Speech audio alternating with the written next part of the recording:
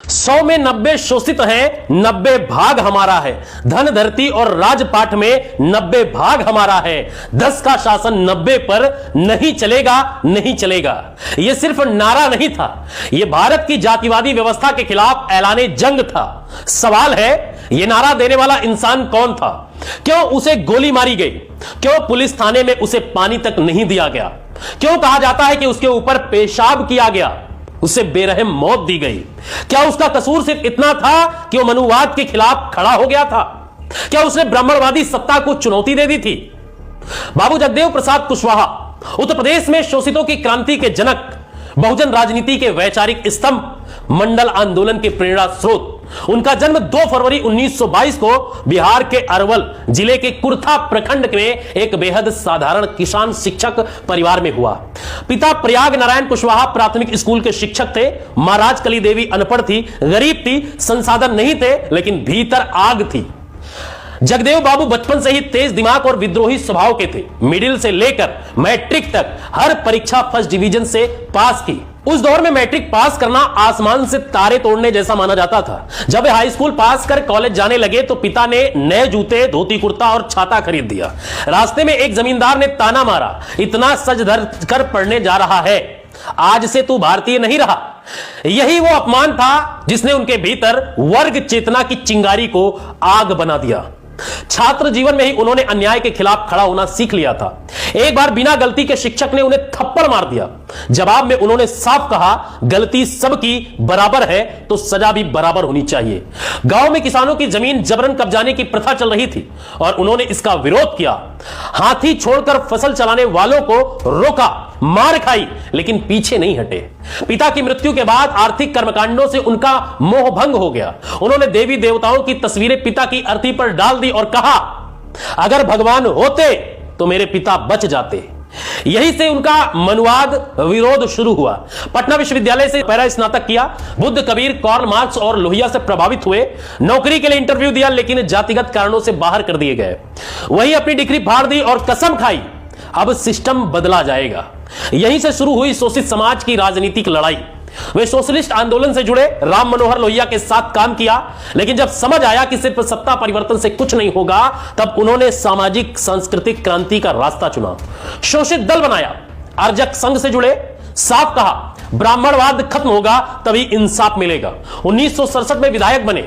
पहली गैर कांग्रेसी सरकार बनी। कर्पूरी ठाकुर उप मुख्यमंत्री बने, लेकिन जगदेव बाबू ने जमींदारी मानसिकता के खिलाफ सीधी टक्कर ली। एक दिन सड़क से गुजरते हुए देखा, जमींदार मजदूरों को खेत बदलने का आदेश दे रहा था। जगदेव बाबू ने कर्पूरी ठाकुर से कहा, अगर यही राजनीति है तो मैं सरकार गिरा दूंगा। 29 दिन में सरकार गिरा दी। पहली बार पिछड़ा वर्ग मुख्यमंत्री बना और यही वो क्षण था जब सवर्ण सत्ता को समझ आ गया, यह आदमी खतरनाक है, इसको रास्ते से हटाना ही होगा। जगदेव बाबू का साफ कहना था, सरकारी नौकरी गुलामी है। उन्होंने अपने भाई तक को नौकरी छोड़ने को कहा। उनका नारा था, अब की सावन भादों में, अगोरी कलैया काड़ों में। मतलब अब खेतों में सिर्फ पिछड़ों की महिलाएं नहीं, ऊंची जाति की महिलाएं भी उतरेंगी। उनका सबसे बड़ा नारा 100 में 90 शोषित हैं, 90 भाग हमारा है। यही सीधा हमला था मनवादी सत्ता पर। यही कारण था कि वे वर्ग दुश्मनों की आंखों की किरकिरी बन गए थे। 5 सितंबर 1974 को कुर्था में शोषित समाज सत्याग्रह चल रहा था। जगदेव बाबू को भनक लग चुकी थी कि उन्हें मारने की साजिश हो रही है। लोग मना कर रहे थे, बाहर मत निकलिए, लेकिन वे डरने वालों में से नहीं थे। सभा को संबोधित कर रहे थे, तभी पुलिस ने फायरिंग कर दी। गोली सीधे उनकी गर्दन में जाकर लगी। प्रशासन बोला आंदोलन उग्र हो गया था, इस वजह से गोली चल गई। गोली लगने के बाद जब जगदेव बाबू जमीन पर गिरे, तब भी वे जिंदा थे। गर्दन से खून बह रहा था, शरीर कांप रहा था, आंखों में दर्द था, लेकिन आत्मसम्मान कायम था। पुलिस उन्हें सहारा देकर अस्पताल नहीं ले गई, बल्कि अपराधी की तरह घसीटते हुए थाने ले गई। जिस इंसान ने पूरी जिंदगी शोषितों की आवाज उठाई, उसे हथकड़ी लगाकर एक अंधेरे कमरे में पटक दिया गया। थाने के भीतर जो हुआ वो किसी भी सभ्य समाज पर, अगर हम कहें तो, कलंक माना जाएगा। उस कमरे के अंदर उस दिन जगदेव बाबू जमीन पर पड़े करा रहे थे। खून से वे कपड़े भीग चुके थे। बार बार बस एक ही बात कह रहे थे, हमको पानी दे दो, बस एक गिलास पानी दे दो। लेकिन थाने में बैठा मनुवादी दरोगा और सिपाही हंस रहे थे। किसी ने पानी नहीं दिया, कोई डॉक्टर नहीं बुलाया गया, उल्टा उन्हें जाति सूचक गालियां दी गई।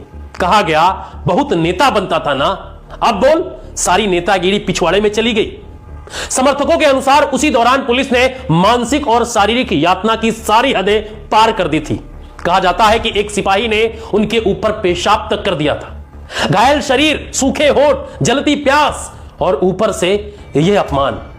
यह सिर्फ हत्या नहीं थी, यह पूरे बहुजन समाज को संदेश देने की कोशिश थी कि जो भी ब्राह्मणवादी सत्ता को चुनौती देगा उसका यही अंजाम होगा। जगदेव बाबू फिर भी नहीं टूटे, दर्द में भी उन्होंने सिर झुकाया नहीं। उनकी आंखों में डर नहीं था, सिर्फ आग थी। और इसके बाद पुलिस ने उनके समर्थकों को पीटा, थाने से भगाया और शव तक छुपाने की कोशिश की।